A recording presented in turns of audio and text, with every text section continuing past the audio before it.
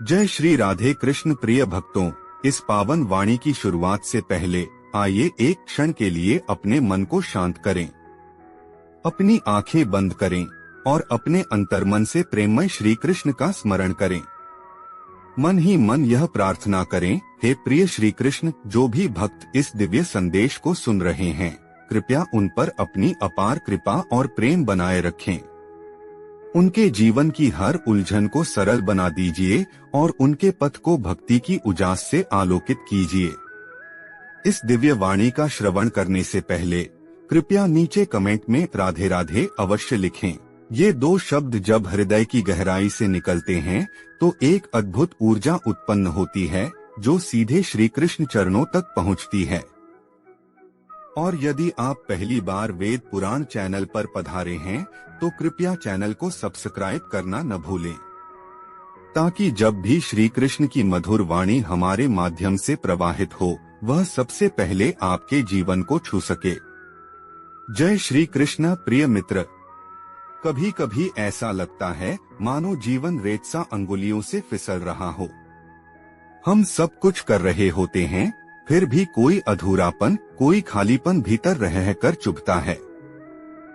मन व्याकुल हो उठता है, हृदय उदास हो जाता है और आत्मा किसी अनकही पीड़ा से भर जाती है।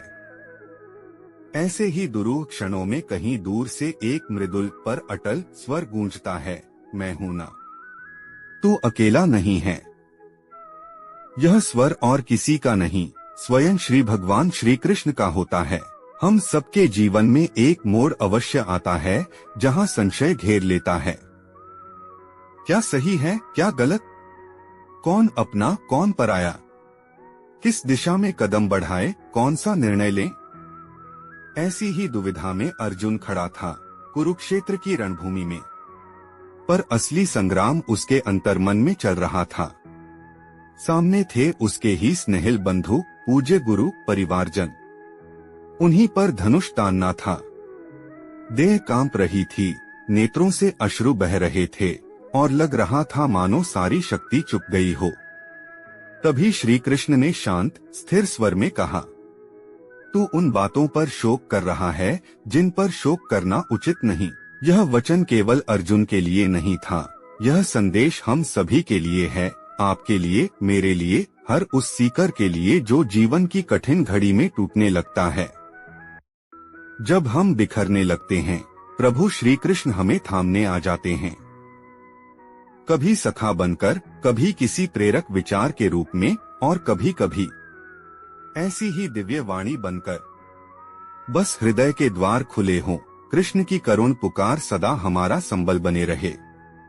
यहीं से श्रीमद् भगवद गीता की पहली अमर प्रेरणा आरंभ होती है, जो नश्वर है उसके लिए शोक मत कर, जो अमर है वही तू है। भगवान श्री कृष्ण कहते हैं, तू यह शरीर नहीं है, तू आत्मा है और आत्मा कभी नष्ट नहीं होती। आज आपने जो भी खोया हो, धन, नाम, संबंध या सम्मान, वो सब शरीर से जुड़ी चीजें हैं जो क्षणिक हैं, बदलती हैं, मिट जाती हैं। पर जो आपका सत्य है, आपकी आत्मा, आपकी चेतना, वह अजरमर है। एक बार एक युवक मेरे पास आया, बेहद दुखी। उसकी नौकरी चली गई थी, प्रेमिका ने साथ छोड़ दिया था और वह पूरी तरह टूट चुका था। उसने कहा, अब जीने का कोई कारण नहीं बचा। मैंने शांत स्वर में उससे पूछा, क्या तुम अब भी सांस ले रहे हो? वो बोला, हाँ। मैंने कहा, तो फिर सब खत्म नहीं हुआ। श्री कृष्ण भी यही कहते हैं, जब तक तू जीवित है तब तक तू यात्रा पर है। जब तक सांस है तब तक कर्म है, और जब तक कर्म है तब तक परिवर्तन संभव है। जिसे तुमने खोया है, अगर वह वास्तव में तुम्हारा था तो वह फिर लौटकर आएगा, और जो चला गया है, हो सकता है वह इसलिए गया हो ताकि तुम्हारे मार्ग से रुकावटें हटें और तुम अपने सच्चे लक्ष्य की ओर आगे बढ़ सको। हम अक्सर जीवन की चीजों से, भूमिकाओं से और रिश्तों से जुड़ जाते हैं। एक नौकरी, एक पहचान, एक संबंध, और जब ये चीजें हमसे छिनती हैं, तो लगता है जैसे सब कुछ खत्म हो गया हो। लेकिन श्री कृष्ण कहते हैं, यह सब क्षणिक है। असली तू वह नहीं जो तू देख रहा है, तू वह है जो अनंत है, आत्मा। हमारे जीवन का हर दुख, हर पीड़ा इस एक ही भूल से जन्म लेती है कि हम खुद को इस शरीर और उससे जुड़ी वस्तुओं से जोड़ लेते हैं। कुरुक्षेत्र में अर्जुन भी ऐसे ही उलझा हुआ था। वो डरा हुआ था। उसने श्री कृष्ण से पूछा, यदि मैं युद्ध में हार गया तो क्या होगा? तब श्री कृष्ण मुस्कुराए और कहा, तेरा अधिकार केवल कर्म करने में है, फल की चिंता मत कर। यह गीता की दूसरी अमर प्रेरणा है। हम आज जो भी करते हैं, उसके पीछे कोई न कोई अपेक्षा होती है। अगर हम प्रेम करते हैं, तो बदले में प्रेम की उम्मीद रखते हैं। अगर हम परिश्रम करते हैं, तो सफलता की कामना करते हैं। और जब परिणाम हमारी आशा के अनुसार नहीं होता, हम टूट जाते हैं। पर श्री कृष्ण सिखाते हैं, तू केवल कर्म कर, तेरा कर्तव्य निभा। सफलता या असफलता, यह मेरी जिम्मेदारी है। जब हम फल की चिंता छोड़ देते हैं, तभी हम सच्चे अर्थों में स्वतंत्र हो जाते हैं। और वही क्षण होता है जब भक्ति, शांति और जीवन का सच्चा आनंद शुरू होता है। किसी निर्धन किसान को ही देख लीजिए। वह हर वर्ष अपने खेत में बीज बोता है, जानता है कि वर्षा होगी या नहीं, यह उसके वश में नहीं। फिर भी वह पूरी लगन से खेत जोतता है, बीज डालता है, मिट्टी को संवारता है। क्यों? क्योंकि उसे मालूम है कि उसका अधिकार कर्म पर है, फल देना ऊपर वाले का काम है। एक बार मैंने एक स्कूल टीचर से पूछा, आप इतने वर्षों से पढ़ा रहे हैं, न ज्यादा तनख्वाह, न कोई विशेष सम्मान, फिर भी क्यों? वह मुस्कुराकर बोली, यह मेरा धर्म है। मेरी कक्षा में आने वाला हर बच्चा मेरे लिए एक बीज है। उस बीज से वृक्ष बनेगा या नहीं, यह मैं नहीं जानती, पर उसे रोज जल अवश्य दूंगी। वह निस्संदेह श्री कृष्ण की राह पर चल रही हैं। यदि आप भी किसी नेक कार्य में जुटे हैं और परिणाम अभी दिखाई नहीं देते, तो निराश मत होइए, क्योंकि गीता की तीसरी अमर प्रेरणा कहती है, सत्कर्म कभी व्यर्थ नहीं जाता। आपका हर छोटा सा प्रयास, चाहे आज रंग लाए या न लाए, कहीं न कहीं संचित होता रहता है। जैसे नदी की हर बूंद मिलकर सागर बनती है, वैसे ही आपके प्रत्येक छोटे छोटे कर्म एक महान परिवर्तन की नींव रखते हैं। मेरे एक मित्र ने कई बार प्रतियोगी परीक्षा दी, लेकिन हर बार असफल रहा। लोग उसका मजाक उड़ाने लगे, परिवार वालों ने भी ताने कसने शुरू कर दिए। मगर उसने श्री कृष्ण की एक अमर सीख को थामे रखा, प्रयास कभी व्यर्थ नहीं जाते। आखिरी बार जब सभी ने उससे उम्मीद छोड़ दी थी, तभी उसी वर्ष उसका चयन हो गया। जो लोग केवल परिणाम को देखते हैं, वे जल्दी हार मान लेते हैं। लेकिन जो हर कदम को अपना धर्म समझकर चलते हैं, वही अंततः जीवन की दौड़ जीतते हैं। आज आप भी एक बार मन में विचार करें, क्या आप सिर्फ फल के लिए कर्म कर रहे हैं, या फिर श्री कृष्ण की तरह कर्म को ही पूजा मानते हैं? अगर कोई चीज आपको रोक रही है, तो समझ लीजिए वो रुकावट आपके मन का डर है, भगवान की इच्छा नहीं। क्योंकि श्री कृष्ण ने स्वयं कहा है, मैं उसकी सहायता करता हूँ जो पूरे मन से कर्म करता है और मुझ पर विश्वास रखता है। आपका भरोसा ही आपकी सबसे बड़ी शक्ति है। कभी कभी हमें लगता है कि हम अकेले हैं, सब कुछ हमें ही करना है, हर बोझ हमारे ही कंधों पर है। लेकिन याद रखिए, जब अर्जुन हिम्मत हार गया था, तब भगवान श्री कृष्ण स्वयं उसके सारथी बनकर साथ खड़े हो गए थे। वो रथ के आगे नहीं, पीछे खड़े थे, लेकिन पूरी दिशा उन्हीं के हाथों में थी। बस उसी विश्वास के साथ कर्म करते रहिए, परिणाम समय पर मिलेगा और साथ श्री कृष्ण का हमेशा रहेगा। अगर आज आप थके हुए हैं, डर से कांप रहे हैं, आगे का रास्ता धुंधला लग रहा है, तो बस एक पल के लिए आंखें बंद कीजिए और पूरे मन से कहिए, जय श्री कृष्ण।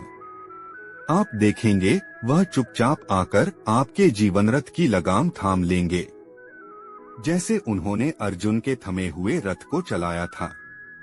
श्री कृष्ण ने अर्जुन से कहा था, तू अपने स्वभाव के अनुसार कर्म करेगा ही, लेकिन उसे मोह, भय या भ्रम से मत बांध। कितनी बार ऐसा होता है कि हमें कोई निर्णय लेना होता है, कोई बात कहनी होती है, लेकिन हम रुक जाते हैं, डर से, असुरक्षा से, या फिर लोग क्या कहेंगे इस सोच से। हमारे भीतर की आवाज कहती है तू यह कर सकता है, लेकिन बाहरी दुनिया कहती है शायद यह सही नहीं है, शायद तू असफल हो जाएगा। यही भ्रम, यही झिझक श्री कृष्ण तोड़ते हैं। वह कहते हैं मोह का त्याग कर और उस राह पर चल जो तेरे स्वभाव के अनुरूप है। कल्पना कीजिए, अगर आपके भीतर संगीत की प्रतिभा है, लेकिन आप डॉक्टर बनने की दौड़ में हैं, सिर्फ इसलिए कि सब वही कर रहे हैं, तो मन के भीतर एक बेचैनी हमेशा बनी ही रहेगी। जीवन का असली सुख तब आता है जब हम अपने स्वभाव, अपने धर्म, अपनी आत्मा की पुकार को पहचानकर उस पर चलना शुरू करते हैं। और उस यात्रा में श्री कृष्ण हमारे सारथी बनकर सदैव साथ रहते हैं। भगवान श्री कृष्ण कहते हैं, स्वधर्मे निधन श्रेयः परधर्मो भयावह। अर्थात अपने धर्म पर चलते हुए यदि मृत्यु भी आ जाए तो वह भी श्रेष्ठ है, क्योंकि दूसरे के रास्ते पर चलना सदा भय देने वाला होता है। इसलिए हमें स्वयं से एक सीधा सवाल पूछना चाहिए, क्या मैं वह जीवन जी रहा हूँ जो सच में मेरा है, या फिर क्या मैं समाज के डर, रिश्तेदारों की अपेक्षाओं या दिखावे की दौड़ में उलझा हुआ हूँ। एक बार एक लड़की मेरे पास आई। उसने इंजीनियरिंग की पढ़ाई की थी, लेकिन उसके भीतर एक लेखक की आत्मा थी। वह लिखना चाहती थी, शब्दों में अपनी दुनिया को रचाना चाहती थी। मैंने उससे पूछा, क्या तुमने कभी कुछ लिखा है? उसने कहा, हाँ, पर कभी किसी को दिखाया नहीं, डर लगता है। मैंने मुस्कुराकर कहा, जो भी तुमने लिखा है उसे श्री कृष्ण को समर्पित कर दो, फिर डर किस बात का। आज वह हर दिन लिखती है। उसे न पैसे की चिंता है, न प्रसिद्धि की, क्योंकि अब वह उस राह पर है जो उसके स्वभाव और आत्मा की आवाज है। जब हम अपने स्वधर्म पर चलने लगते हैं तो रास्ता कठिन हो सकता है, लेकिन मन शांत और आत्मा आनंदित हो जाती है। और यही श्री कृष्ण का सच्चा संदेश है। डरो मत, अपने सच्चे रास्ते पर चलो, मैं तुम्हारे साथ हूँ। श्री कृष्ण की चौथी अमर प्रेरणा यही है। अपने स्वधर्म को पहचानो और निडर होकर उस पर चलो।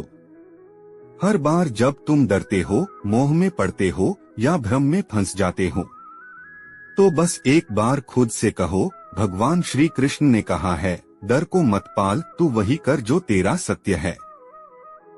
और अब बात करते हैं गीता की 5वीं अमर प्रेरणा की, जो शायद सबसे कठिन है, लेकिन सबसे पवित्र भी। तू जो कुछ भी करता है, जो खाता है, जो अर्पण करता है, जो तप करता है, वह सब मुझे समर्पित कर दे। श्री कृष्ण का यह वचन केवल आध्यात्मिक नहीं, बल्कि जीवन का मार्गदर्शन है। अब जरा सोचिए, यदि आप हर विचार, हर कर्म, हर कार्य श्री कृष्ण को समर्पित करें, तो क्या आप कुछ भी गलत कर पाएंगे? अगर आपको किसी को धोखा देना हो और वही कर्म आपको भगवान को अर्पित करना हो, क्या आप वैसा कर पाएंगे? अगर चोरी करनी हो और फिर वो कर्म श्री कृष्ण को समर्पित करना हो, क्या आप कर पाएंगे? यही वह दिव्य रहस्य है जो श्री कृष्ण हमें देते हैं, अपने हर कर्म को मेरा बना दो, फिर तुम पाप और पुण्य दोनों से ऊपर उठ जाओगे। कितना सरल है और फिर भी कितना गहरा। जब हम अपने कर्मों को भगवान को समर्पित कर देते हैं तो जीवन बोझ नहीं लगता, वह एक पूजा बन जाता है और तब हर दिन हर क्षण एक साधना बन जाता है। यह उपदेश एक बार एक साधु ने दिया था। वे जंगल में भिक्षा मांगते हुए जा रहे थे।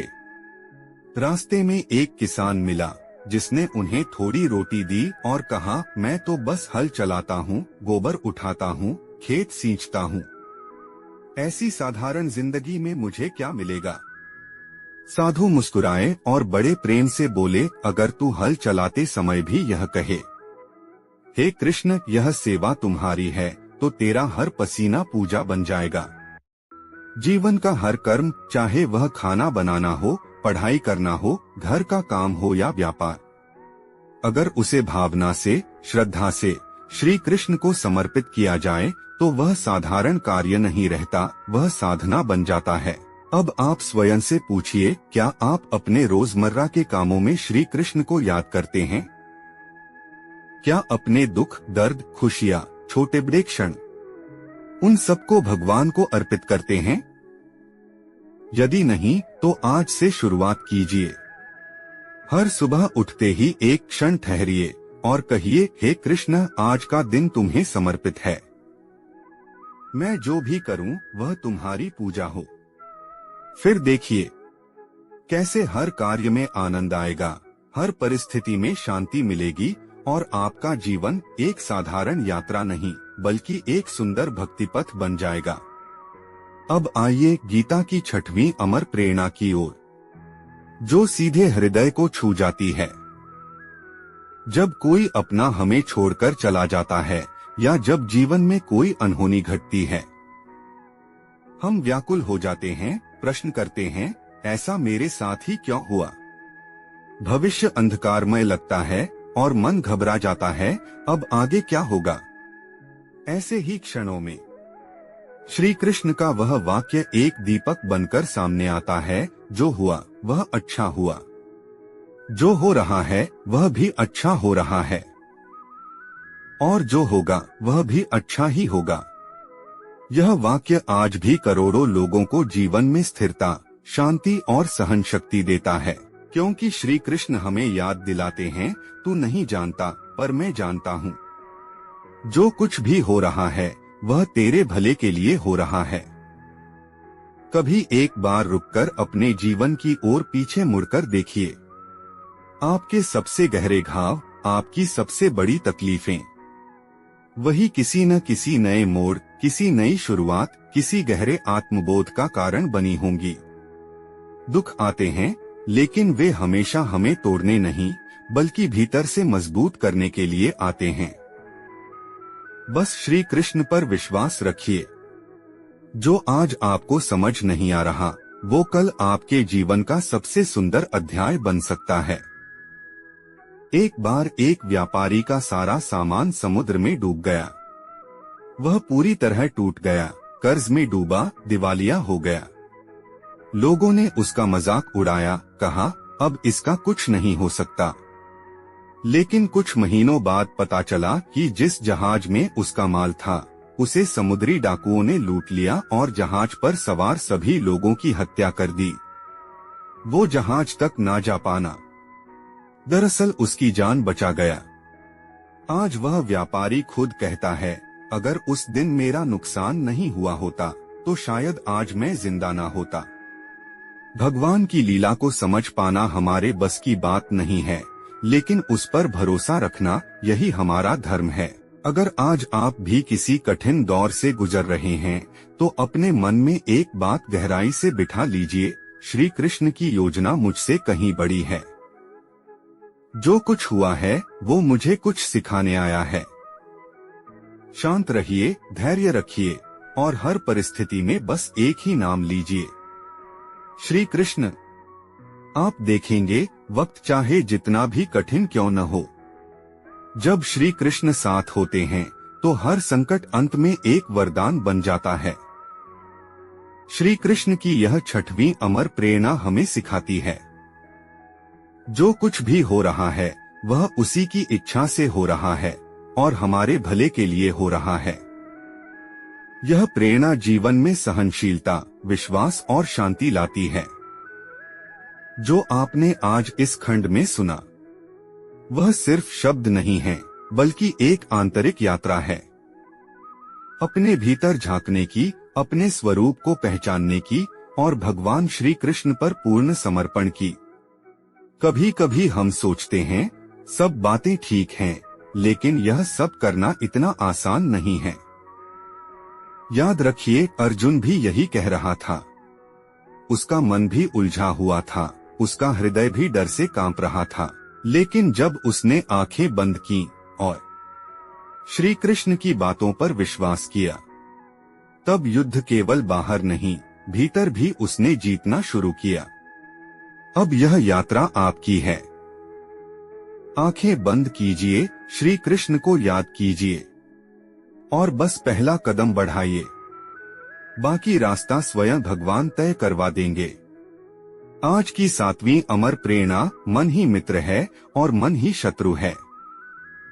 जब अर्जुन का मन युद्ध भूमि में डगमगा गया, जब वह कर्तव्य से पीछे हटना चाहता था, तब श्री कृष्ण ने गीता में कहा, उद्धरेदात्मनात्मान मवसाद्ये आत्मैव्यात्मनो बंधुरात्मैव रिपुरात्मनः। अर्थात मनुष्य स्वयं ही अपना मित्र है और स्वयं ही अपना शत्रु।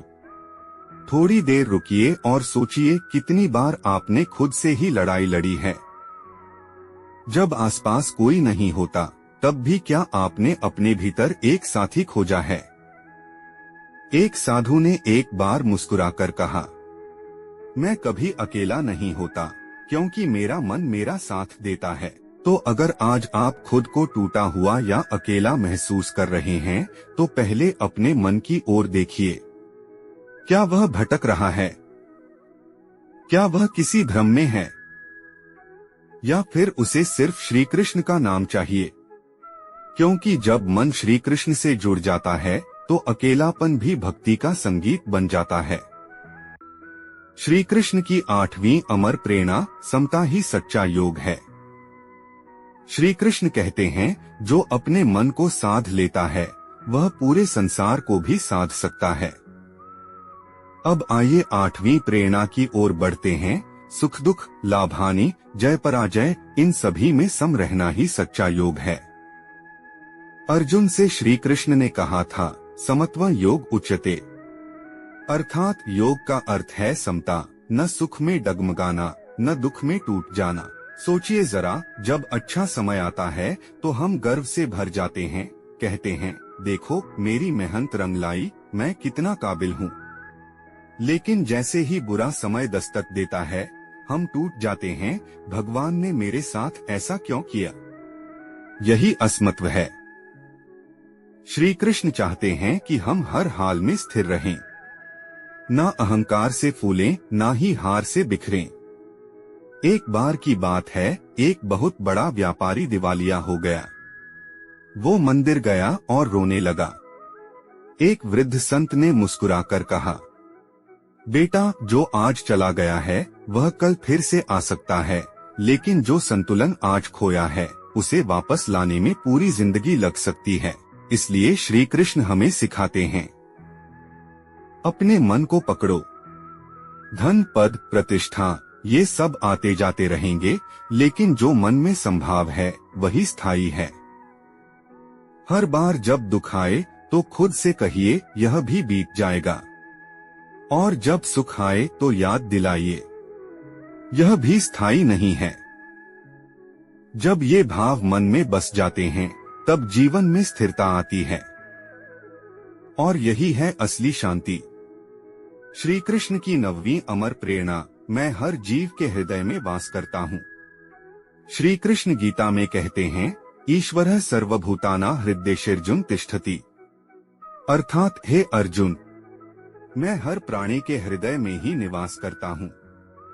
अब जरा ठहरकर सोचिए, जिसने आपको धोखा दिया, जिसके लिए आपके दिल में क्रोध है, जिससे आप नफरत करते हैं, जिसे आप पसंद नहीं करते, वो भी उसी परमात्मा का अंश है।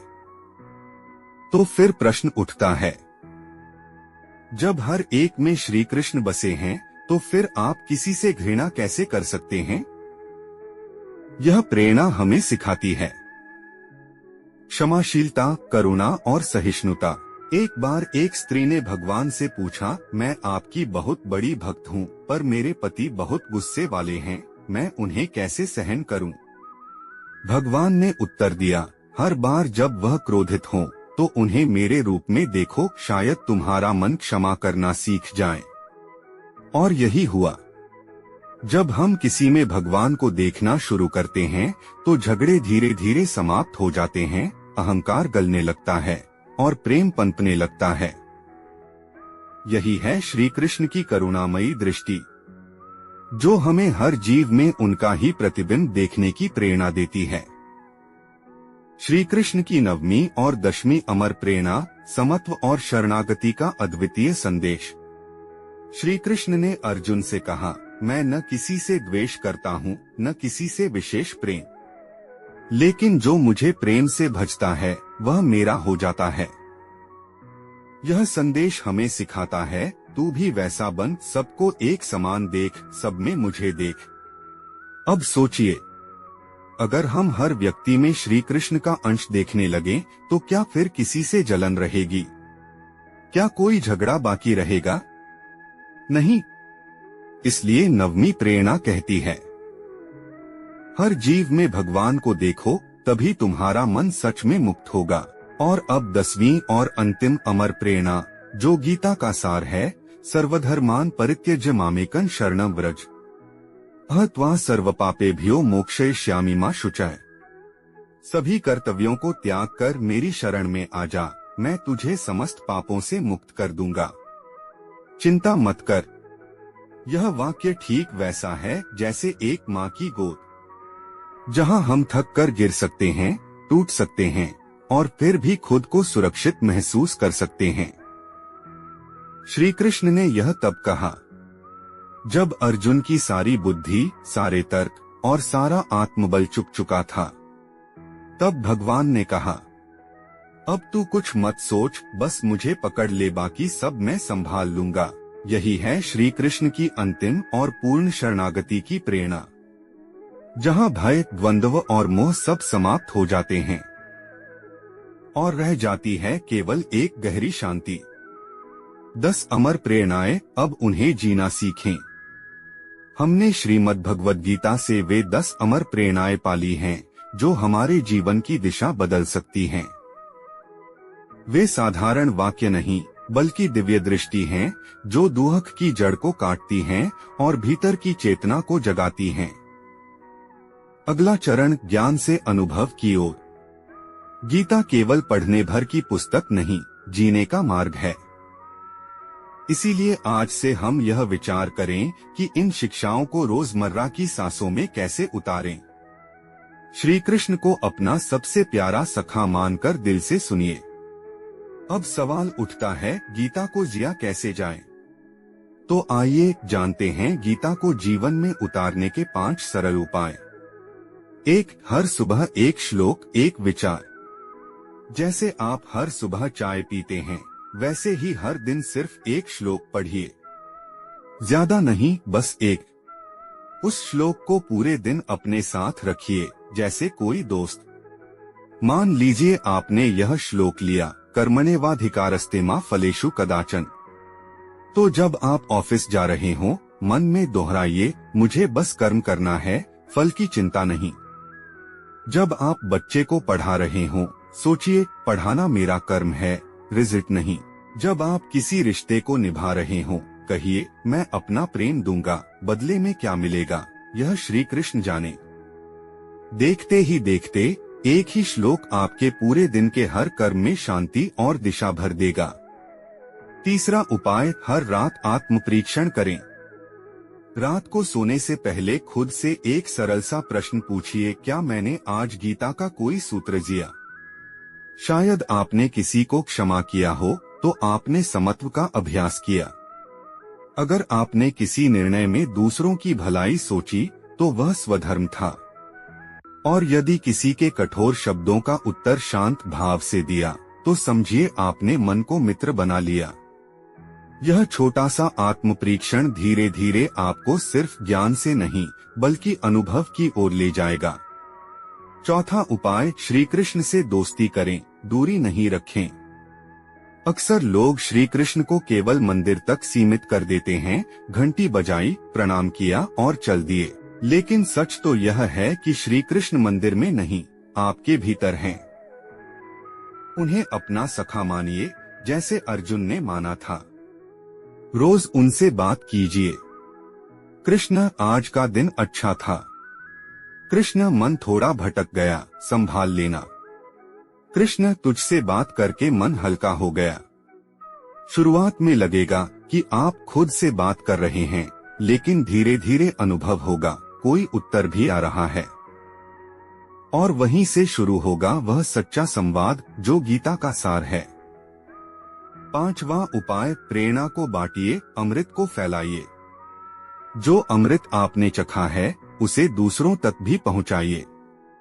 अपने बच्चों, मित्रों या किसी जरूरतमंद व्यक्ति को गीता की 10 प्रेरणाओं में से केवल एक प्रेरणा भी दे दीजिए, वही उसके जीवन में उजाला भर सकती है। अगर कोई दुखी है तो उससे कहिए, तू बस अपना कर्म कर, फल की चिंता मत कर। अगर कोई खुद से हार चुका है तो जेंटली कहिए, तू ही अपना सबसे बड़ा मित्र है और तू ही अपना शत्रु भी। अगर कोई रिश्तों में उलझा है तो समझाइए, हर प्राणी में श्री कृष्ण का वास है, क्षमा करना ही सच्चा समाधान है। आप देखेंगे जैसे जैसे आप गीता के ज्ञान को बांटते जाएंगे, वैसे वैसे वह आपके भीतर और गहराई से उतरता जाएगा। अब एक पल रुकिए और कल्पना कीजिए।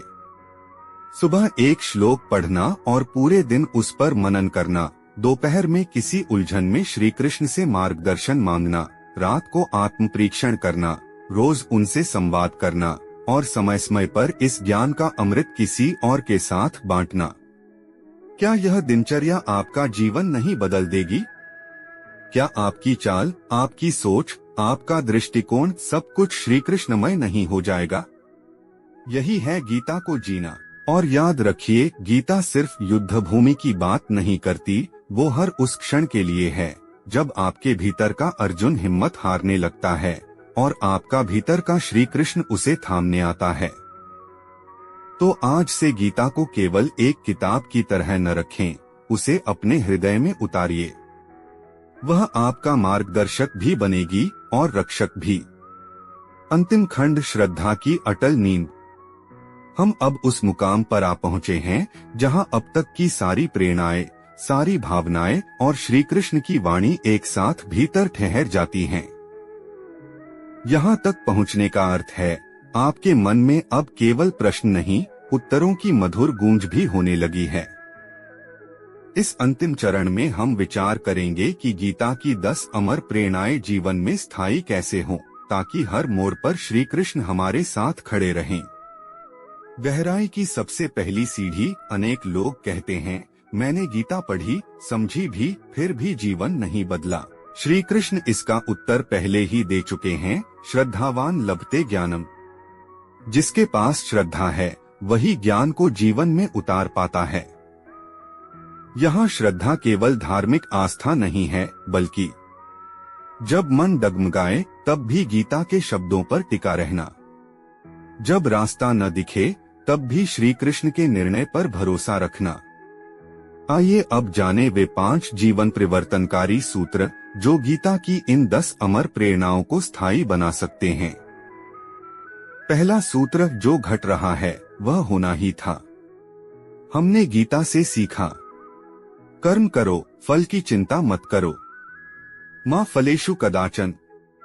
लेकिन जब जीवन में दुख आता है, जब हमें कोई क्षति होती है, तब इस प्रेरणा पर टिके रहना कठिन हो जाता है।